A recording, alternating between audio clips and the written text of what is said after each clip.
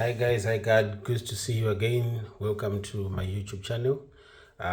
Today I'm going to be discussing about the interview tips, mainly for healthcare workers. And what prompted me to do this is just to give a highlight for people who may want to embark on interviews, either from getting a new job or changing from one job to another. So I'm going to dwell on different things that you may need to understand as an individual as you'll be undergoing interview sessions. So when you're being interviewed for the healthcare field, you have to showcase that you have got very good clinical skills. You can demonstrate empathy. You can prove your ability to work effectively in a team, and there are several tips that I could share with you for you to actually succeed in your interview. So number one thing, which is very important and crucial, is preparation. You need to prepare very well for an interview, because if you have been called for an interview, there's no reason for you to say you have no time to prepare, because you would have applied, they shortlist you, they tell you that the interview is there. So number one, you have to understand the role that you are being interviewed for. If you are a nurse, you can be interviewed for different roles. For example, you can be interviewed for an orthopedic nurse, for a general nurse who is working in a medical ward. You can be interviewed as a nurse who is going to work maybe in the community, or a nurse who is going to work in the renal unity, the nurse who is going to work as a nurse midwife. So you need to review the job description thoroughly. Get to check the job description. You may say the job descriptions, they are the same, but you need to review it thoroughly and see the things that they actually require in that description. Who are they looking for? Yes, there are several people who can be nurses, there are several people who can be lab technicians, there are several people who can be lab scientists. So you need to research the facility where you are being interviewed for. You have to check its values, check its missions, also check any recent events that occurred at that particular hospital, because they can actually be part of your interview. Then number two thing that you have to understand is you have already submitted a CV, and I know no CV shall remain the same when you are applying for a job. So you have to know your CV or a resume, and what is it that you need to be checking on your CV. Be ready that the interviewers or the panelists can take you back to your previous roles that you have undertaken, and they may want you to explain in detail the experiences that you would have stated in your curriculum vitae. And then you need to highlight specific achievements in that CV and how they relate to the position that you are applying for. So if you go back to the first point that I said, you need to review the job description.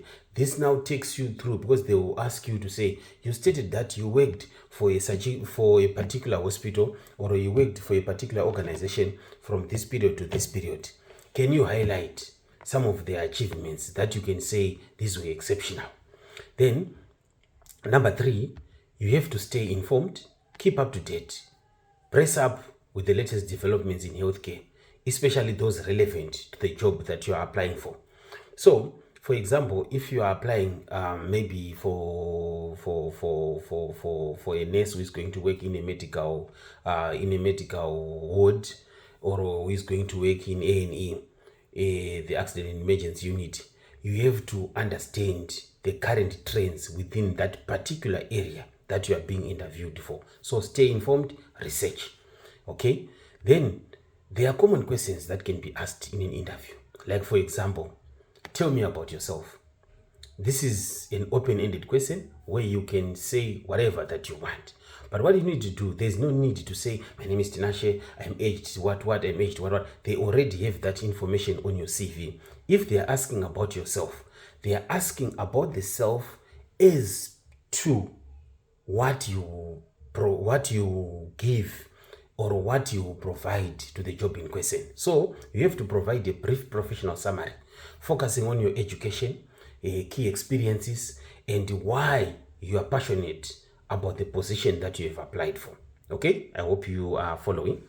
Then number 2, they can ask you to say, why do you want to work here? Why why are you thinking of changing the position? So you have to connect your personal goals and values with those of the organization that you have applied for, or the facility that you have applied for.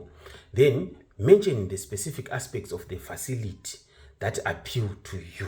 So what are we saying? You have already started this facility where you want to go, either in Europe, in Africa, any other country that you can think of. Read about it, understand it. Then you can mention that I have seen that in your facility you do 1, 2, 3, 4, 5. Hence, I think I could be of value in fulfilling 1, 2, 3, 4, 5. Okay? Then number 3, they can ask you about the way you handle stress. How do you handle stress as an individual? So you need to discuss specific techniques that you use to manage stress and provide an example of a stressful situation that you encountered and how did you manage that one. This is very easy, right? Then describe a time. That's another question that you can get. They can ask you to say, we want you to describe a time you had a difficult patient or a difficult client. How did you handle it? So you need to share a specific story.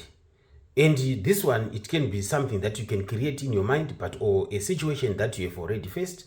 And then you have to emphasize on your communication skills. How did you communicate with the people that were concerned with that particular situation?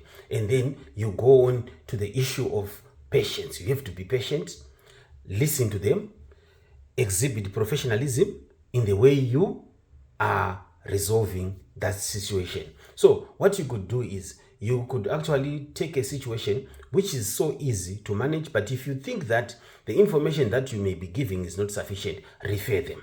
Then another question could be, how do you stay current with medical practices and technologies? Now they are now asking you technical aspect to say, we know that you have trained maybe way back in 2009. Then when you trained in 2009, there are trends that have been changing within the system. And even if you're a healthcare assistant, there are things that you are supposed to understand as well. So the things that you have achieved during your training, some of them, they are no longer applicable to the current situation. So what do you need to do? You have to tell them about your continuous education efforts. What is it that you are doing to enhance your career? What is it that you are doing to yourself to make sure that you keep abreast of the current information? You might not have done another certificate, diploma, or degree, but you can mention that I have been researching, I've been going on internet searching for modules, and also reading the journals that are provided, especially for this particular facility that I have applied for. I hope it's understandable, right? Then you have to talk about courses if you have done any.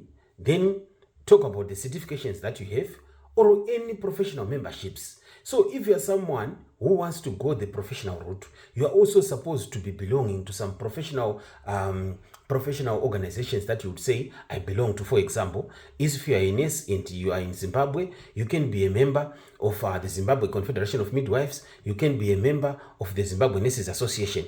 That's professional membership, because those organizations, they will take you to some courses as well as time goes by, right? Then there are behavioral questions.